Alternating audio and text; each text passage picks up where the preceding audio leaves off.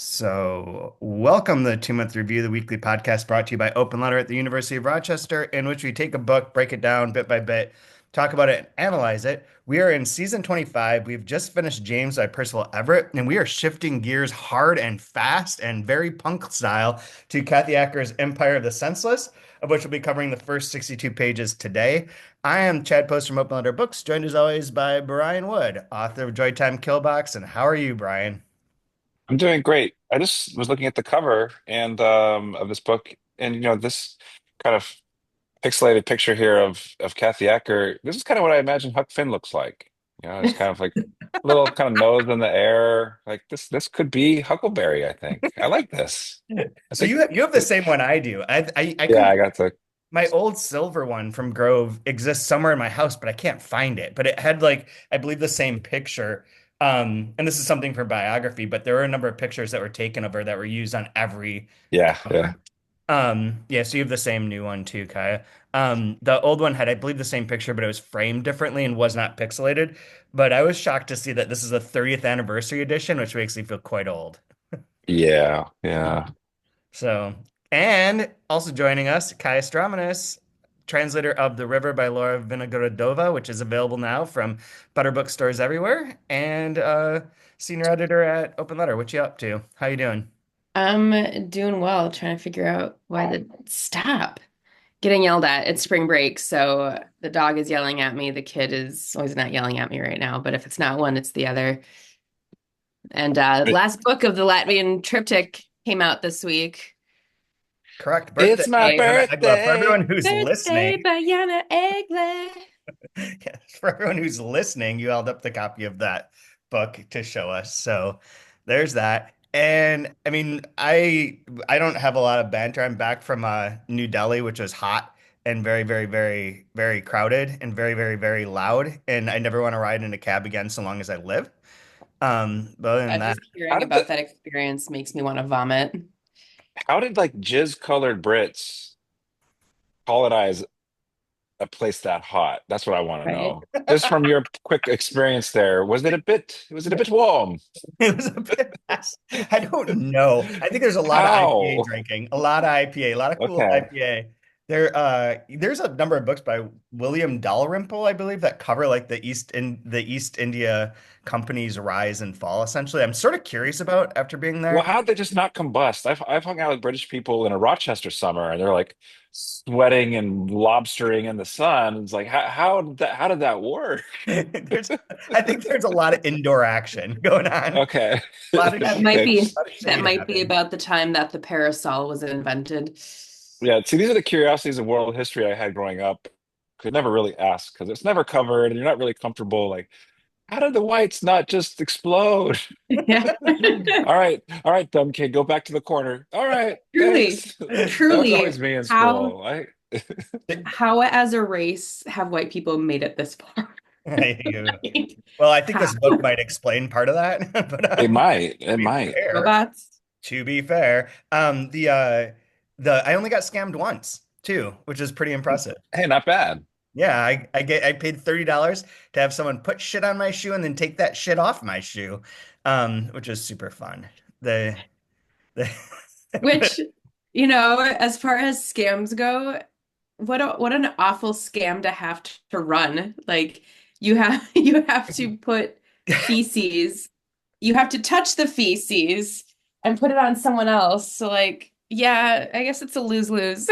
Somewhere there was a person that had a book of idioms. They came across, don't know shit from Shinola. And they're like, what? What is this saying? Hey, that gives me an idea, actually. Just run with it. I don't I don't have any gift horses. Let's go with shit. we have there's so much shit in New Delhi that it's pretty easy to find, you know? Yeah. It's a natural resource. You could just like work that into your scam pretty easily. So only one grift, only one grift. That's not too bad. I got out of there alive. You became a literal idiom from like the 1930s or whatever. Like a pre-World War II. saying happened to you and you fell for it. That's so good. I love it. I mean, most of the people I told afterwards, I was like, they demanded those two guys, and I probably could have like taken them if I really wanted to pretty easily. I mean, a lot of people in India are smaller than I am, which is a weird flex. But I gave them their money, and then afterwards, when I talked to people, they're like, $30 to not have to touch shit because there was like a heaping pile of shit on my shoe isn't bad. That's not a bad price, to be honest. Like that's fair market value, I think. Yeah.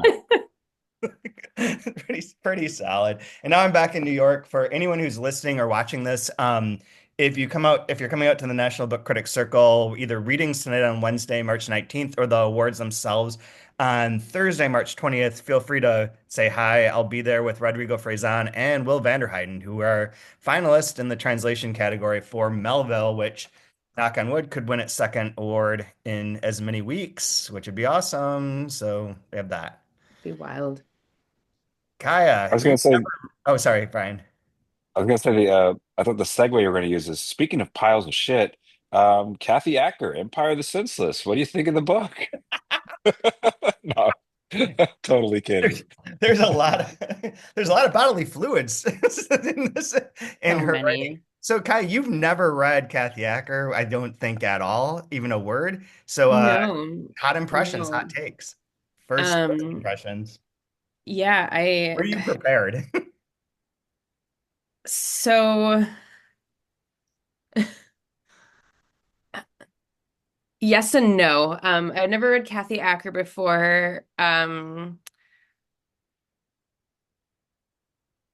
But I do think that reading some of the other books that have been covered in 2 months review has in a way prepared me for like I don't know what the fuck is going on, but I feel okay with that. I have because of books by like the Virginie Dupont books or Yeah. Anne Quinn in particular, I feel okay. Like hopefully I will start to understand or this what the fuckedness will resolve itself. But I'm not worried yet. Not worried yet. Well, But it'd be I interesting to ask what you mean by understand or what you expect to understand, what you expect to like of the what the fuckedness, so to speak. What about that would go away, or what Mhm. would be less what the fuckedness that you might and be anticipating? So I guess what I'm anticipating is a certain or expecting is a certain sense of being in a some sort of set of okay, so I read the introduction, so I have a broad sweeps idea of what happens in the book or what the book focuses on. Um, so like sci-fi is one of the keywords. Um, but like without the introduction, there's the part where whoever is describing abhors like robot leg or something. I think it was leg, not arm, or was it arm? Which had I not read the introduction, I would have not seen that as any sort of robotics. So right now, what I'm expecting or anticipating is some sort of like um sci-fi, political, maybe apocalyptic, but in a very punk feminist. I don't know, man. I read the introduction. Brian, you've read Kathy Acker before, and you've read what's your experience? What's your Make it background? make sense. No, Um, this isn't the Talking Heads, well, just like or it is the sure, Talking Heads. What is the word? I see her as this real integral figure as far as like there's like a I don't know, it'd be like a dumb jock um analogy. Like they have coaching trees and there'll be a head coach that runs a system for a football team. And all the coaches that are under that person, when they get their own jobs, they take a piece of that coaching system and they apply it as well. And so you have like these key figures that become they call them like coaching trees. And I see her as like a very important part of a tree of transgressive literature. Like much in the way like when you think of like William Burroughs, and when people read William Burroughs are like, holy shit, you can do stuff like this, and like you start seeing all these authors that are taking from Burroughs. And I feel like much like Quinn is, I see Acker as like this key figure in that, and you see her imprint and her style on so many. Like when we were reading Burgeoning, for instance, it's like, man, you start reading Acker, it's like, aha, I see where like you stole so many moves and like this like double middle finger style of typing on the keyboard that it really comes out. So like that's the first thing that really jumped out at me when I first started reading this. The other is that dystopian late 80s vibe. Um, I like it was very like important for me growing up. I was very impressionable with this style, this like uh push back against Reaganomics and Pepsi and capitalism gone awry. And everything has this like dystopian flair to it. Like it makes me think of like Paul Verhoeven's RoboCop, with Mhm. just people bodies exploding in this like absolutely gory and graphic display of it's like becomes hilarious. It's this like pumped up parade balloon that you put down the streets, and it's grotesque and disgusting, but almost displayed in like a humorous sense. It makes me think of like Alan Moore. Like he comes out swinging with Watchmen, for instance. Like Gee. the the very first like the very first scene of it is like Rorschach in the city talking about like blood and like aborted babies or like in the gutters, and they look up to me and say save me, and I say no. Like that's how you're gonna open this thing? Like wow, okay, we're going. Like there's this very dark dystopian view of the future that you get in this lady. And I really love that kind of like rainy noir cyberpunk feel that you get. Like even things like Johnny Mnemonic, Blade Runner. like Oh, right, like they all well, have Johnny that. Mnemonic is Neuromancer. Yeah, yeah, but that gets us into like that whole vein of literature. But like it had that sense to me, like from the very get-go when we got into this. Have you read many of her other books? I'm going to give you guys some background stuff too that might help. No, I just read the Blood and Guts in high school, Oh, okay. and had this one. So for my side, I got very interested in her in college, which would have been in the early 90s, because Tower Records and East Lansing had her books. They had a book section that was pretty like curated. That's where we'd go to get like Maximum Rock and Roll and Punk Planet and shit like that sort of Mhm. zine era of stuff. And they had her books. I read Blood and Guts, Don Quixote, and this. And then there would be like ones that would come out that were like her earlier works that were kind of collected, like Literal Madness. I think I read that later. And then when I graduated from college, Pussy King of the Pirates was brand new.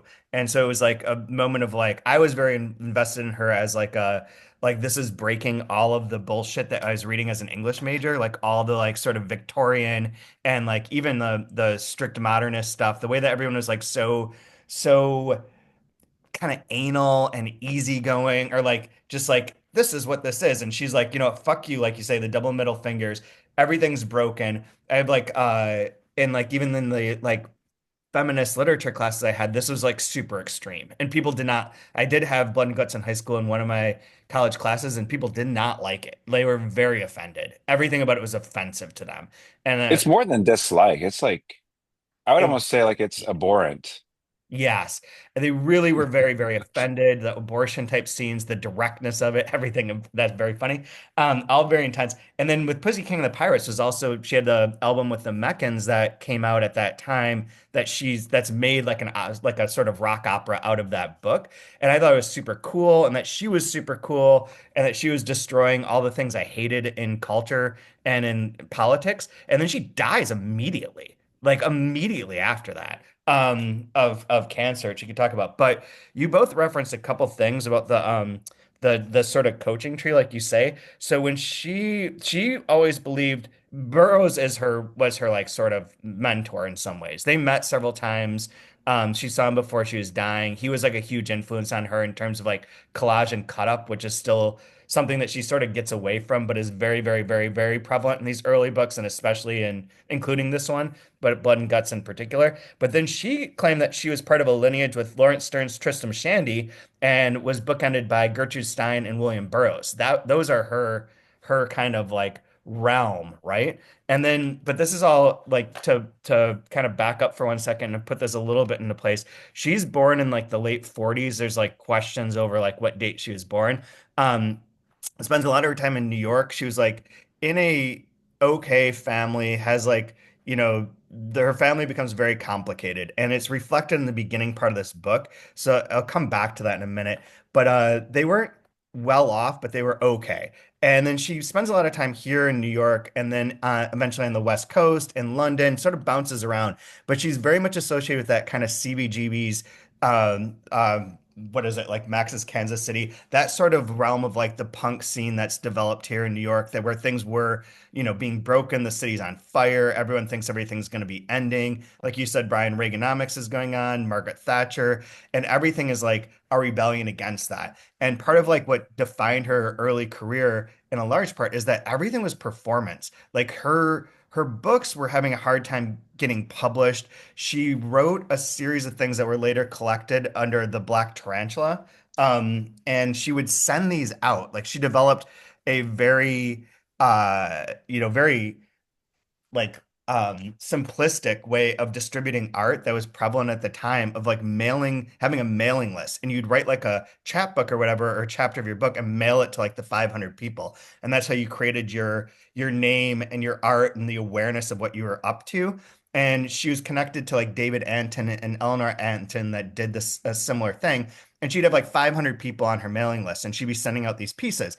She eventually does get Blood and Guts published, but even so, like her books don't sell very well, but she's very, very popular when she gives readings. Like people are enchanted by her. She's very like very small, has some sort of like she has very short hair, which was unusual at the time. People are like truly like besotted with her in various forms, and her performances are like so aggressive in terms of like the language, but also very funny when she reads and just captivating. There's so many stories in her biography. The one that I read for this week, which is Eat Your Mind by Jason McBride, a Canadian journalist and big fan of hers. There's a lot of stories about people she was involved with here in New York City in particular, like Eileen Miles, Lynn Tillman. Who else am I skipping? There's someone else I'm trying to think of, but they would do readings or do events together at like the kitchen and have these performances. And she would always want to go Wasn't last. Nicholas Sparks was there a lot too? I Nicholas Sparks thought was like a big, he big would fan. He read was some of his early stuff, like workshop some stuff. 100%. And the That ex notebook that followed by ex Blood and Guts. that explains why I also was getting hints of the Notebook for sure. For sure. But she would like take the crowd away. So she'd always be like, I need to go last because you don't want to go after me. And like she was a very competitive person from this biography, where she'd get, jealous of things that would be going on. She had a lot of, also worth noting in relationship to this book, she had a lot of love affairs, like a lot of them with almost everyone that she was involved with. You mentioned Brian Allen Moore. That was a friend of hers. They met after V and before Watchmen. Another friend of hers from that period of time, which is really weird given the current context, is Neil Gaiman. She becomes friends with Neil Gaiman and then tries to get him to whip her pussy. And he's like, in this book, he's like, I was so uncomfortable. People don't talk about sex this way. I was just like a nice British guy, and I was very, I did not like this. And now, like, given all the like sexual abuse that people have suffered from Neil Gaiman, very weird twist there. But she was very much like this representative. Another thing, there's so much detail from this. I don't want to get lost in it, but I think there's some information about like her background that for you in particular, Kaya, might help. And for anyone who has not read Kathy Acker that's listening to this, she is very much of that moment. Like there's like you say, Brian, like there's that kind of descendant tree.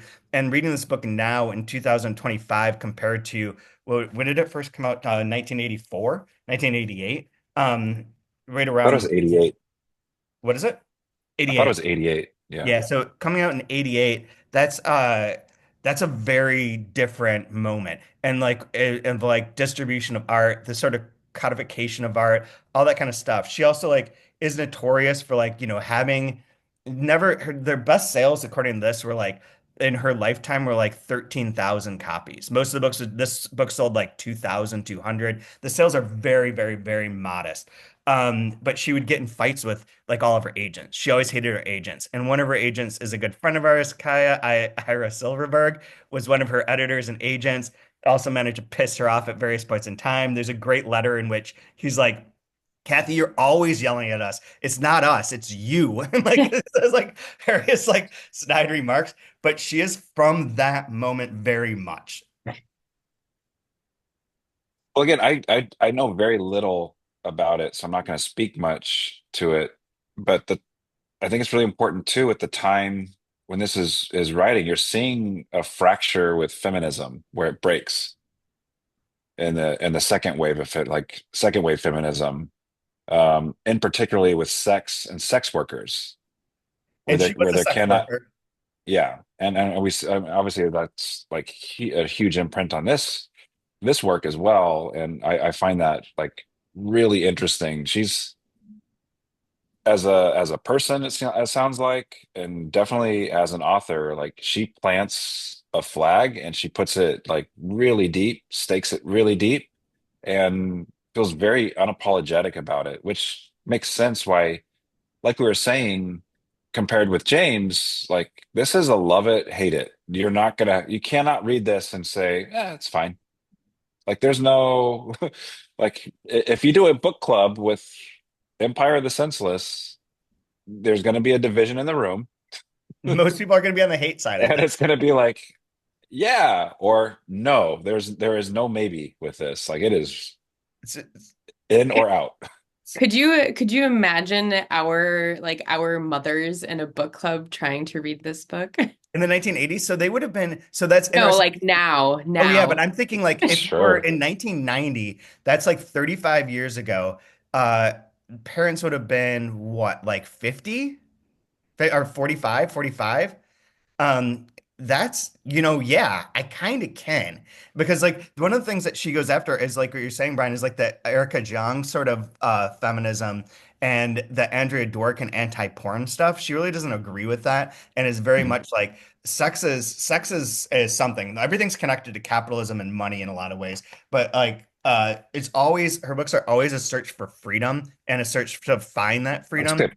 Power and control and ownership, and then willing and to like changing transition. Yeah, I morphing. mean, it's yeah. Yeah, morphing like as a character, as a gender, like gender fluidity is a Mhm. huge part of it. Her belief that like she has like multiple identities within herself that just kind of shift and absorb. Every one of her books, there's always like a line where it's like between dreams and reality, there's no discernment. Like everything can be put in there. And then going back to like her influences with Burroughs, she has a lot of plagiarism and cut up stuff. So there's a lot of times that she uses other authors' work that's embedded in here that's either played with or twisted around. And you mentioned Johnny Mnemonic slash Neuromancer. Neuromancer is obviously in this section that we read for today pretty heavily, and Gibson loved it, and he used lines from Empire of the Senseless in Mona Lisa Overdrive, the sequel to Neuromancer. Like she's connected to all these people in a way that like I think that looking back, because it's so brash and so controversial and so like in your face in every way, like the amount of like the fucking, the sex, the word cunt, all the stuff that's in here over and over and over again, I think is so aggressive to our like our namby-pamby attitudes in 2025 in a way that they weren't necessarily in 84, 80, 88 when everything's like, people are just like in a different place and Yeah. screaming at the system in a way rather than being like, we should all work together. Let's raise money for the Democratic Party sort of vibe. Like it's so different that I think it seems offensive within here. But all those people that you think back on it, they were all connected. Like she's friends with like a lot of these people. Like I was shocked reading the bio how many people I just kind of casually know that were like connected to her life and like helped her out in one way or another. Some of them more, have more deep, like weird personal relationships, like what she had with the founder of Semiotext, whose name I always mispronounce, but Silver Latringer, who ends up being married to Chris Kraus. Kathy Acker was in love with him, wanted to marry him, wanted to have a relationship with him. When he leaves and is married to Chris Kraus, she's kind of like a bitch about the whole thing. They have like these various like forms of their relationships, but they're all connected. And I think it's really interesting because that time period it is sort of overlooked, and in part because I believe that most readers nowadays don't have a historical memory. So everything seems like it's just from what it was in 2020 instead of like looking back at what things were 30 years ago and this particular thread of them. But I don't know. That's neither that I don't know. That's a lot of words. So sorry. It sounds like they always talk about like this is your favorite author's favorite author. Mm. Yeah. And Capel the Rowan. books, yeah, the books don't sell very well. Uh, Not very like if you're into if you're into literature, if you're into American literature, like, oh yeah, I've heard of her. I know, like, you'll know her or whatever, but like not like actually like get into it really. Yeah. But then like if you do, you're like this like diehard fanatic. Hmm. It feels like it's that sort of vibe as far as an artist. One other thing that I want to preface this with, and we can get into the text too, is the book is dedicated to my tattooist, which I think is referenced in the intro too. That's I don't know if you know awesome. that, but so this is 1988, right? Like you envision her in a way from these pictures, and whatnot. She gets her first tattoo in like 1987. And it's from this guy in London that this is dedicated to. And that's why there are all these drawings of tattoos that begin and end the book. Like this one on the first opening page for anyone watching on YouTube. And infamously, the final one, that's the last page of the book, is this drawing that's like a tattoo as well. And this is where she's kind of becomes obsessed with the idea of like the body is art and the body is and tattooing is a form of freedom. Like one other thing that shows up a lot in her books is piracy, is pirates, is like being on the sea. And this is kind of ties into your Huckleberry Finn idea of like being on the sea where there are no laws, where there's no one to like constrain you. You're free from society and from like that kind of oversight. Although within the microcosm, pirates start creating their own sort of hierarchy and their own sort of control. But the idea that you can get free, and I think that the tattooing and like that form of like creating body art and taking control of your body is also a really important part of the freedom within this particular book. No discernible bodies of water so far though, right? Well, We're there's a like we're pirate. like There's a land pirate pirates section. right now, right? We're like It's a lot of rape. sex work Just pirate. just Yeah, sexual bodily pirates. fluids is the only one. That's true. Yeah. That's And a And you Uh, referenced this, Brian, but thing. she did do sex work and like a live sex shows. Also, there's like these two infamous recordings where she and I forget who it was, but as a philosopher friend of hers, had like recorded two kind of porn scenes, one in which they are fucking in like all sorts of like, would be quite graphic and S&M sort of like forums and spouting philosophy about like how to see the self and what the self becomes and various things. Well, she's like licking his asshole, like very like graphic and like highly mhm. semiotic. And then they do a second one that's kind of a parody of what an academic would think of like a porn sort of thing. They're lost forever, but they're rediscovered not that long ago, apparently, like in the early 2000s, mid 2000s, and are sort of like now existent. But they both thought that those were failures, but they were always she was always experimenting with like that form of things too. So that also comes in here because I think for anyone reading this like you, Kai, for the first time, the number of references to rape and sex is so overwhelming that it can seem like Yeah. it's just like egregious. But I think that it's part of more of if we see it more of as a part of like her philosophy on the body and self, it becomes a little bit Yeah. different. Yeah, we should have maybe trigger warninged for rape and incest. Pretty sure they didn't do that in 88. Talk about now. I'm talking Yeah. about the now. I want to know what my mom's book club would do today with this book. They would not get very far. What's what's interesting because like I'm thinking about like artistic expression and something very popular around the same time as this would be what is it like neo-expressionism with something Mm. like uh Basquiat with street Yeah. art, right? And it's like kind of like primal but aggressive and like what the hell is this? Cluttered. Um, yeah, and kind of punk rock at the same time. It feels like it Street has art. it has that aspect to it as well, where you take something that's considered low, but it's about like speed and expression and freedom, and it's doing it in a high form, and I feel like you see this with her as well. Yeah. Um, I don't know. Did it say in her biography, like when she ends up in San Francisco? San Francisco comes a little bit later. She does go bounces back and forth because she goes out there. I think it's before this. I think it's in like the late 70s, early 80s, and meets up with like the Antons. And David Anton's someone we published at Delkey Archive, one of his books called Talking. And David Anton's really important to her sort of aesthetic as well. So yeah, I'm thinking it would have been in the 70s. A lot of the dates are like always muddled in my Hmm. mind, and the book does like it does a good job of putting this in order, but always like whatever. But it's in the 70s, so yeah, she goes out there to San Diego, and then comes San Francisco. She teaches at the Art Institute, and that's Hmm. later. But she does go to I believe San Diego, and then but whatever West Coast. And the Antons are there, and David Anton gets been known very famously for his talk poems, where he essentially like riffs on like philosophy of language and construction and aesthetics, and it's a quote unquote a poem, but it's a lot more than that. It's about play. That mixed with Gertrude Stein is very much her sort of writing to me, and Burroughs, Yeah, where it is because like it direct. it makes me think of like when you think of like the Beats when they're out in San Francisco, like Allen Ginsberg, for instance, like She's involved with him. the performance of like stripping off your clothes and being totally naked in public by the time you finish your poem, Mhm. and that kind of like it I can see that imprint on it as well. Like, or just like tattoos and motorcycles and braless and leather and that San Francisco subculture um, coming out as well.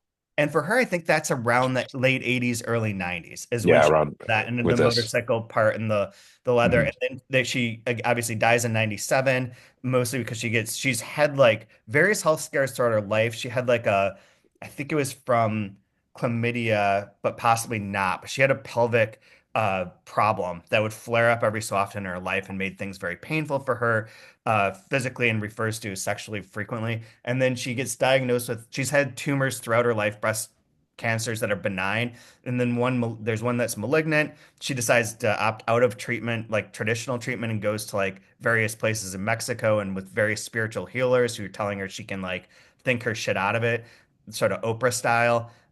She went And to that's like Andy Kaufman and Steve McQueen. Steve Yeah, McQueen was part of the clinic that she goes to in Mexico, treated Steve yeah. McQueen. Like there, yeah, exactly.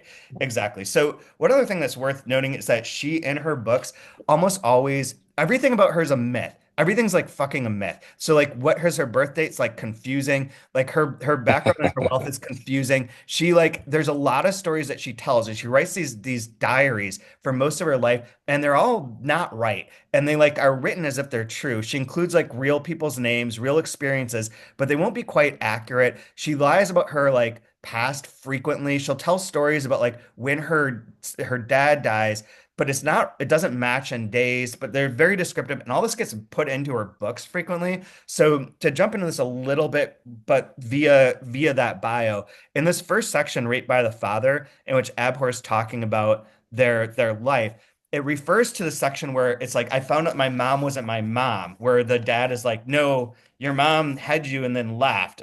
This isn't your mom. Now, yeah, so it's on 10, where he says, you know your mother. I didn't want to know my mother. Your mother isn't your real mother. I didn't care. Who's my mother? I asked without caring. You don't remember her. As soon as you dropped out of her cunt, she gave you to the hospital. Nan and I took you. She never tried to see you again, ever again. Now, that is a retelling Wait, of wait, her wait, wait. story. One one more line.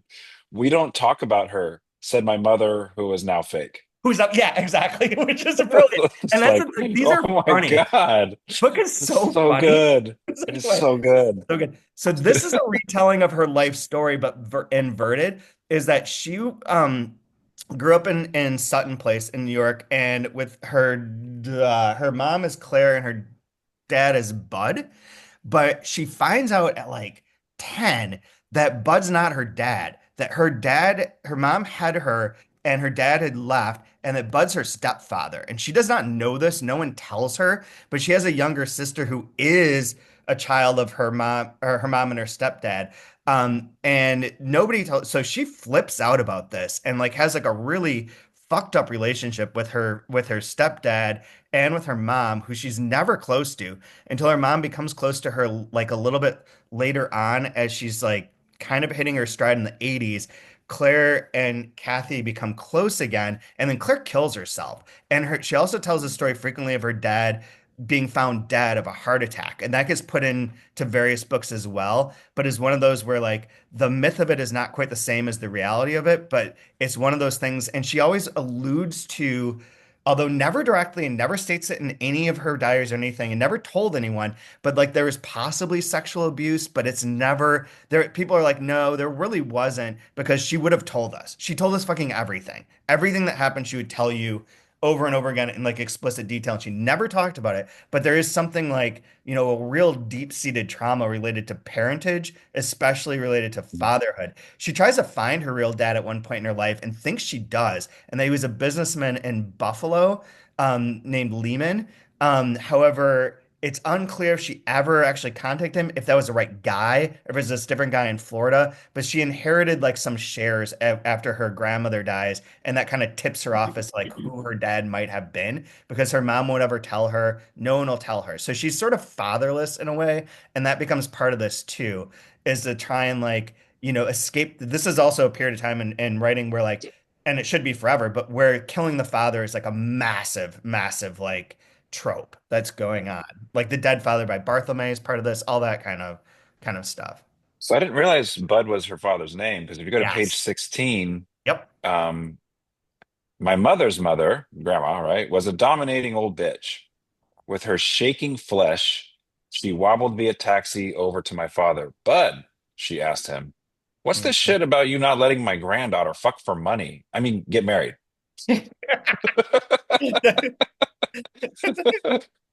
The marriage stuff is my favorite. So page 50 Oh, good for that. Lord. There are so many Page marriage 15 for lines. that. Marriage, my father said, it turns women into whining passive aggressive liars, while the men become narcissists. Whatever good is possible between any man and woman, marriage destroys.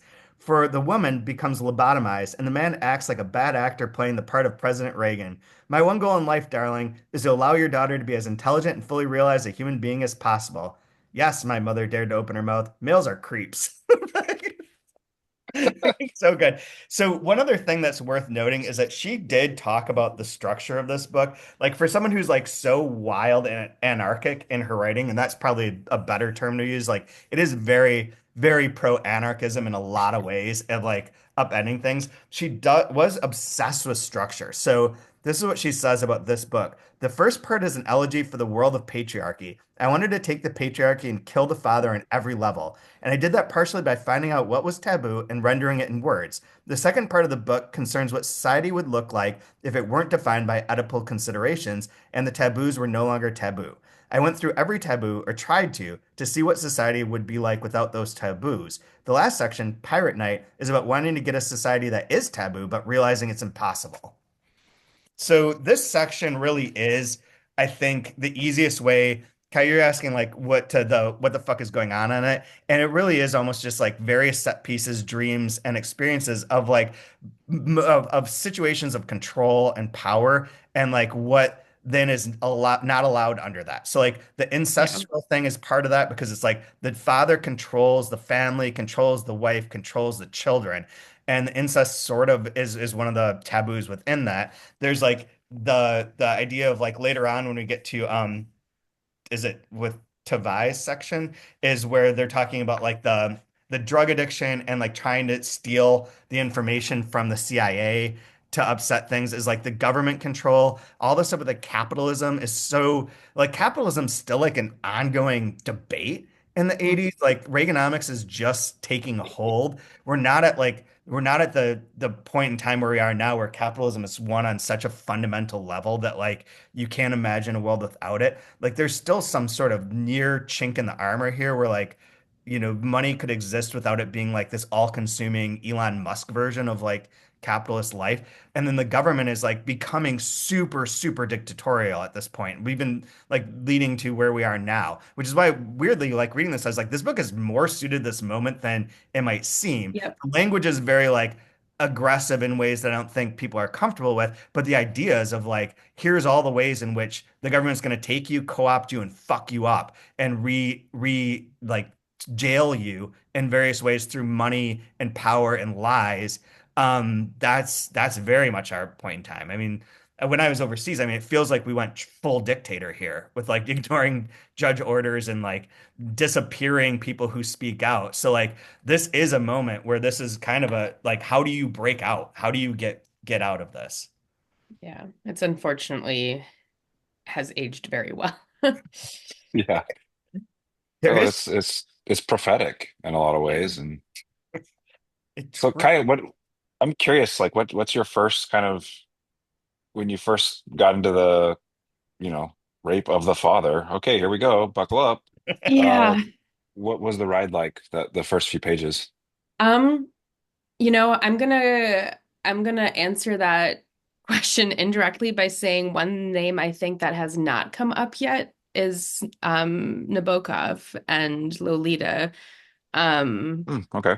so I think at least in our discussion today that hasn't come up, but like specifically in terms of topic matter and a literary sense, having read Lolita, it was kind of like, okay, this is um like there's like a familiarity to bits and pieces of what I'm reading. Mhm. Like I just said, Nabokov, I mentioned Anne Quinn, I mentioned, I mean, DuPont is the other way, um, like forward in time. Um, so like, and also in the introduction they do, I think, talk about the plagiarism with the wink.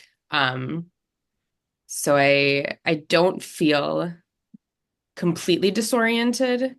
But I definitely like, I don't know. It's interesting. I'm hoping because I'm hoping that the other shoe will drop for me specifically in terms of enjoying Acker as an author and as a creator. But right now I'm just kind of like I'm just kind of here. I showed up. I showed up, I did the reading. I'm open to it. Sure. Um, I'm not as shocked as I maybe should be, but again, I attribute that to very specifically the books that have been covered by 2 Month Review.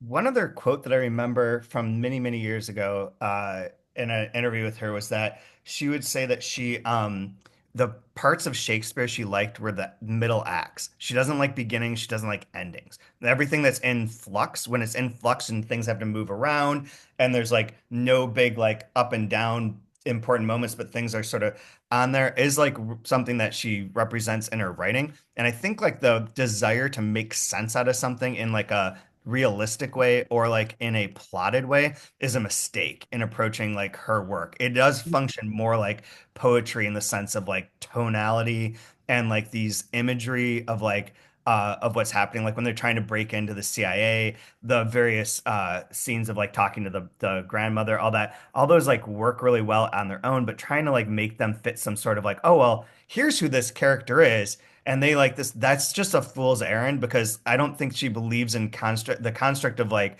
a singular identity that's unchanging and that becomes a character in the way of like a E.M. Forrester well-rounded character way is just that's just like not part of this. That's not part of the worldview. Yeah. I don't think that's what I'm trying to Right. do. I just remembered, and I'm not saying that that's what you're saying. I just remembered what I was thinking about last night as I was reading it is that what I believe will be my biggest challenge in reading this is accepting the fact that there is no, at least right now, there is no apparent rhythm to the, I mean, there's no apparent rhythm. I mean, there are fluctuations in the language that's used. It goes from like, we don't talk about her, said the mother who was fake, to these paragraphs that are politically philosophical, and using, politically philosophical terminology, and then going right back to like, I have A to write. masturbation monologue Yeah, yeah, from yeah. a That's yeah, father. that's Like, one of them. what Yeah, that's the? one of them. Yeah, Um, and all with so triple exclamation points. yeah, so I think the hardest part for me will be um the non-rhythm. The sort of jagged nature of it. This is where like Yeah. being like a big Sonic Youth fan sort of plays a good role. Brian, I have an idea for your next writing class. So one of the things she did at San Francisco is she made her students write masturbation journals. So they would write their journal as they jerked it or rubbed one out. And that was one of the things they had to bring into class and analyze. So next time you have to plan a How class, to how to get canceled in one class. just Yeah. saying. Like, what a I time that love it. was to be alive. Like, that was Yeah. just like, could be discussed. I mean, not to be in the like, you can't say things anymore, but like, this is like a wholly different approach Well, I right. noticed like if we're thinking like tones and I was noticing in this one there's a repetition of like razors, knives, and Yeah. slashing like Oh, yeah. crazy throughout all of it, right? Um, if it was like a if we're thinking like colors, it's like blood and darkness, like all throughout. Um, topic, it was just like sex and capital. Other And then Kai. power. Yeah, and then Yeah, marriage, hate, like with love, pain, and marriage pain. and yeah.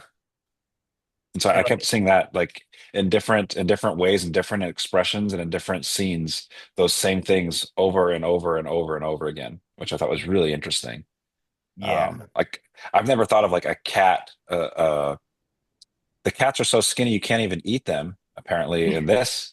And so we're not quite there yet. Our future's not that bad yet, but we're getting there. No, Haitians are But still eating like all the cats. Oh yeah, my God. Dogs. there's like razor cats walking the streets that like shred your legs. Like this is insane. Like these visuals, it's a feverish nightmare. I don't know. Because Go on, Kai. I was gonna say, because of the way this book has aged, when I got to that section, it was like the cats and eat. I fully expected there to be a line that was just word for word. They're eating the cats. They're eating. They're eating the cat. This no, They're this eating isn't the cats. They're Ohio. eating the They're not dogs, and it that would have been bad. like Not that's Ohio. This is that's This is Algiers. this is Paris. This is The Algerian controlled Paris. It's not that bad. It's not Ohio.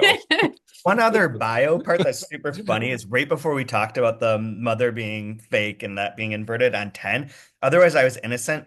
I actually thought a man and woman got a baby by rubbing their asses together. What this looked like, I didn't actually know. The woman would do something like shitting. Dong this or having a child was something I certainly didn't want to do. Ever. The only person I wanted was my father. She has in her bio, in her journal, states that she thought that you rubbed your asses together to get pregnant. And then it was like, shit. Like that was also like a real thing. So with the cut up stuff and the plagiarism, there's like three or four really clear instances in here that I think are interesting. One is on 23, where it says like I woke, I was no longer free, words woke me. It's me, Zantriels. I'm not sure how you say that. This afternoon, the general staff will interrogate you. Good luck and all that. I'm leaving for Sada. This is from Pierre Goyotat's Tomb for 500,000 Soldiers, which I believe she translated parts of. She was a big Goyotat fan. He was a very like very much Marquis de Sade influenced French writer. There's a book Eden, Eden, Eden that I believe is available still in print, but The Tomb is not. It's a big fat book. It's a lot about an Algerian soldier who's like murdering and raping and fucking all the time in like a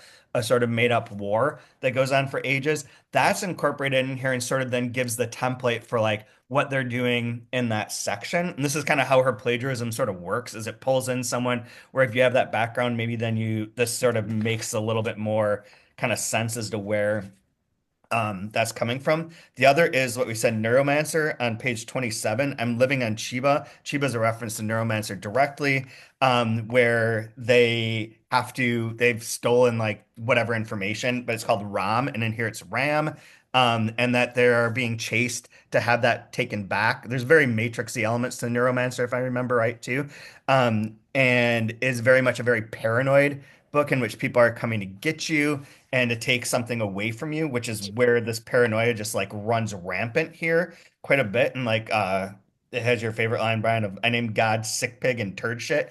But then the other one is Dr. Schreiber. Dr. Schreiber is a Freudian subject that he didn't actually like work with Schreiber, but Schreiber was very famous for having like this paranoid, crazy delusions, had been like a war hero, goes crazy. Has like a sort of like what would you call like a paranoid schizophrenic break. But Freud analyzes them and Schreiber always said that he was a woman living in a man's body.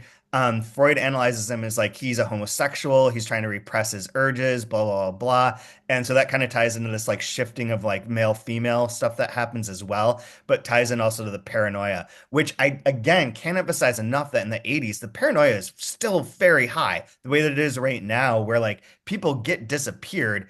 The police are gonna fuck you up. I mean, in Latin America, all the like coups are happening, all the like the dictatorships are there, all the kind of dirty wars are taking place. The idea that you're outspoken or that you have information that could free someone or like change society in any way is very, very dangerous. Like there's this is a period like after this is after, but like we've had MK Ultra, we've had our government trying to like control various swaths of people and doing lots of like what we I guess call false flag stuff, but of implanting people to take over and co-opt like punk movements, rebellious movements, anarchist movements. So you can't trust anyone, and if you have any power, you are like endangered.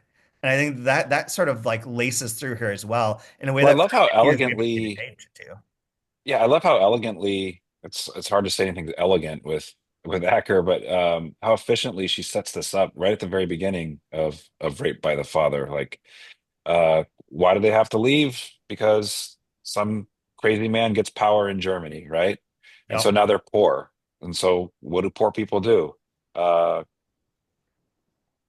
She was 10 at that age. My grandma was beautiful, almost as beautiful even as a child. She was stubborn and determined to make some of herself and something of her life. She's going to go prostitute herself on the street. So, like, not really her choice to be a sex worker, but she has to because of what the patriarchy has done to her, right? Like right at the beginning. Um, by page five, the second paragraph, this vice squad cop did it first one night since he needed that day to fill his arrest quota, right? Quotas. I've got a job to do. I've got things I got to check off in order to keep his creepy job. like, It's like this so good. person, like this is a creepy job, right? And what is it to do? It's to bust people and get them off the street, get poverty off the streets and back where it belongs, dead. So like Which you see this cycle, this like I'm displaced because of nothing I did to myself. It was some person in power, a man did this. Now I have to do this, and you have to use your control to get me off the street. Mhm. Okay, rinse and repeat. Let's go. Like, There's Her opinions on, yeah, that's one thing that's very clear is her opinions on everything. yeah. I've no question what she believes in. So there's tying into that, Brian, on page 6 at the bottom. Being poor, Nana had learned that society is only a filthy trick. Being totally stubborn and determined not to become a filthy trick of the rich dead, for death is not a human life, according to her own lights, Nana succeeded. She married a rich man who owned part of the garment district. The poor can reply to the crime of society, to their economic deprivation, retardation, primitivism, lunacy, boredom, hopelessness, only by collective crime or war. One form collective crime takes is marriage. So again, like that is yeah, the money and the imposition of this and how do you fight back? When Mhm. obviously like right now the people in power would like you all to be super poor and for most of us to be gone Yeah. or, Yeah. or And I super don't know if she meant I don't know if she meant it to have double meaning, but just at the bottom of page six, in blood and change, my childhood began. yeah. She was obsessed with puns, by the way. Yeah, whether it's revolutionary or economic, but yeah, Yeah, there's blood like and change. our one of the characters, and I forget if it's demonology or where's Anton Artaud, but she refers to him as Artaud frequently. There's Mhm. lots of like, there's one line in here of like, my puns have died or something like that. Yeah, or like it This is didn't like, land. this Yeah. is like a real, that's an IRL sort of moment for her too. Um, the other was that like, there's somewhere in here, I forget where it is, but it does reference like, Abhor being, I believe, black and part cyborg. That's Hmm. something that she really doesn't, that Acker didn't It's believe in, right at the very begin, right? right at It's the very somewhere. beginning. I'm not finding it Uh, for some how reason. about the very first sentence on page 3? There we go. I'm like looking down below where I'm lying. Like, yep. Yeah. That's what this is what Abhor, who's my partner, part robot and part black, told me was her childhood. That does not really come up in a way that like we would politicize it now. These are like attributes that are also prevalent in Kathy Acker's work that people can change a lot, and that the identity politics that we think of today are not the same identity politics that she was working with at all. Like they're just it's just used as like a shorthand for marginalized in some ways. Like the same thing with like some of the Persian and Arabic poetry that's throughout here is maybe not like the most of our moment like sensitive to that type of identity, but I don't think that that's what she's doing. It's not like she's, racist. She's just not interested in As we that. get deeper into it, I'd be very, very curious, if we think about Huckleberry Finn as talking about humanity, slavery, freedom, um, the like possession, the economics, what it's doing to people and families and souls, and then also holding a mirror up to a capitalistic society and what it's doing to people. I'd be Mhm. very curious what Kathy Acker is saying about those topics that Huckleberry Finn is covering with Empire of the Senseless, if that's there or not. That'd be really interesting to see if that pops up or not. Oh, that was one other with the Neuromancer stuff. There's like part of their code is winter, so winter shows up a lot. Mhm. But sorry, that just popped out as I was looking for lines related to what you're talking about. But yeah, I think that that's going to be really interesting too. There's also a lot like in relation to Huckleberry Finn and James of slaves and the way that she's talking about slavery. And this is what I was looking for. Human, I'm a Mhm. slave or prisoner of my needs. Very different form of like slavery, but the idea of being enslaved to something or for something comes up a lot in here as well. Um, that too is one of my great favorite lines is right near there on 54. I don't think humans fuck, therefore lovingly relate to each other in equality, whatever that is or it means, but for out of needs for power and control. So everything goes back to that.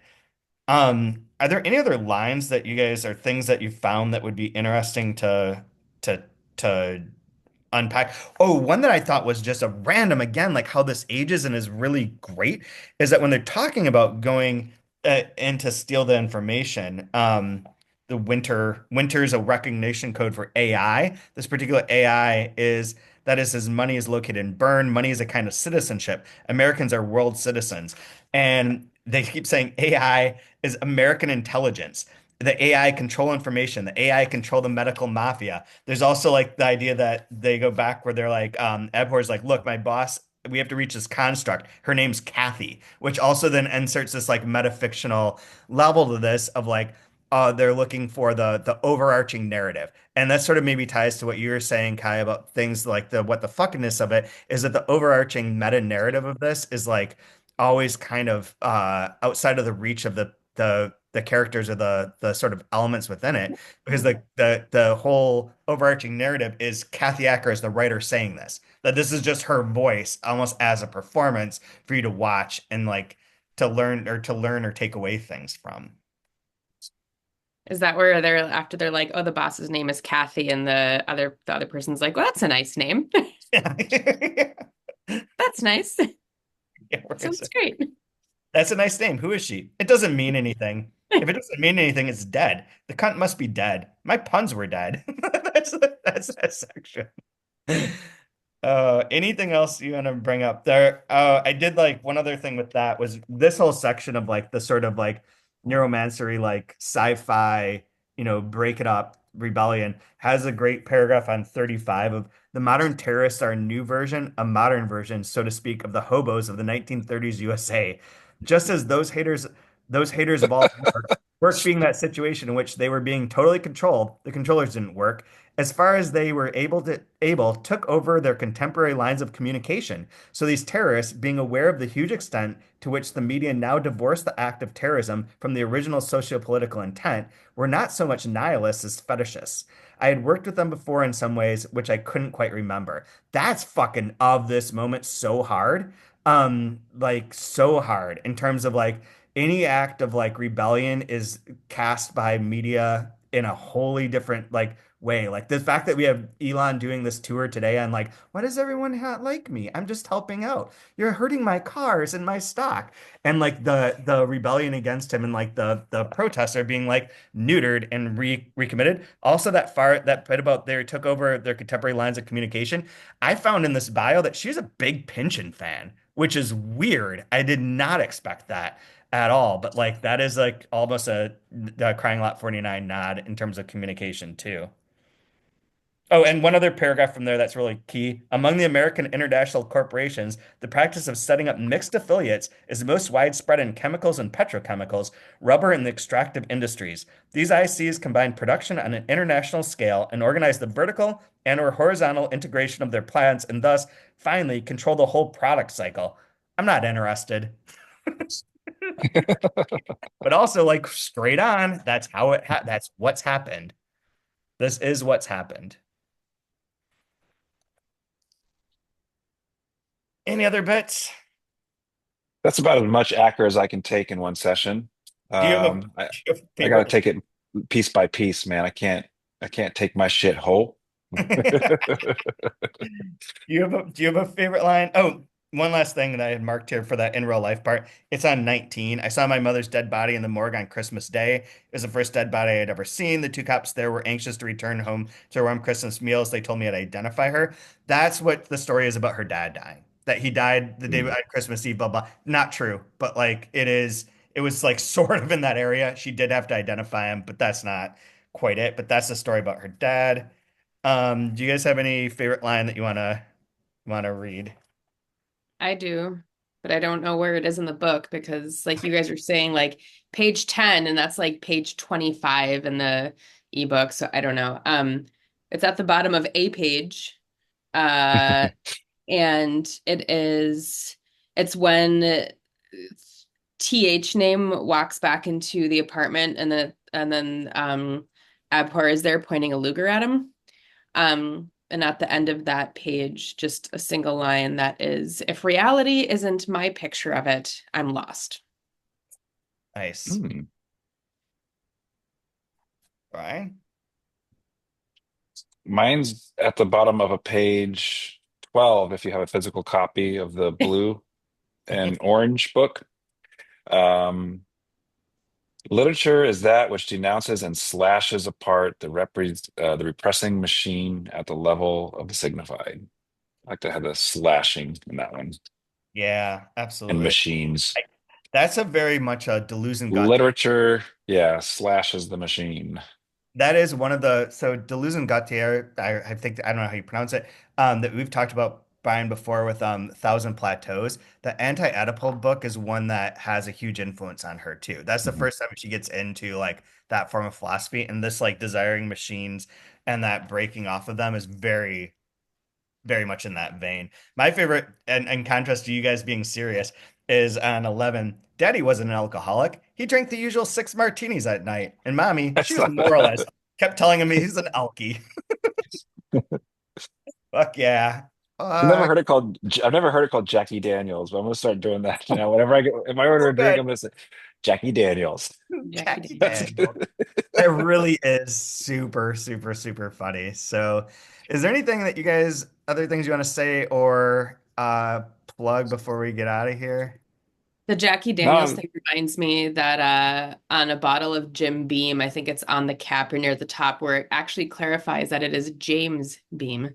mm, I like that. I'm Jim gonna for order sure. it. Jackie D. I just want some D to my face. You gotta get some more Is there D. anywhere in this bar where I can just get a shot of D in my face? It's like the Tullamore Dew, the DEW is our initials or something. Like Yeah. I like some Dew and some D. Yeah. Hell yeah. So we go up to page 140 for next week, which brings us up to, I don't know where. It's the second part. We didn't talk about the tattoo drawings, but that might be of interest next time. Yeah, this gets us in the second part. The second part ends on 86, and we'll go up to 140. Uh, and nothing to say. Basketball is here, and baseball is here, and I love that. Let's go get some D. Get some of that D.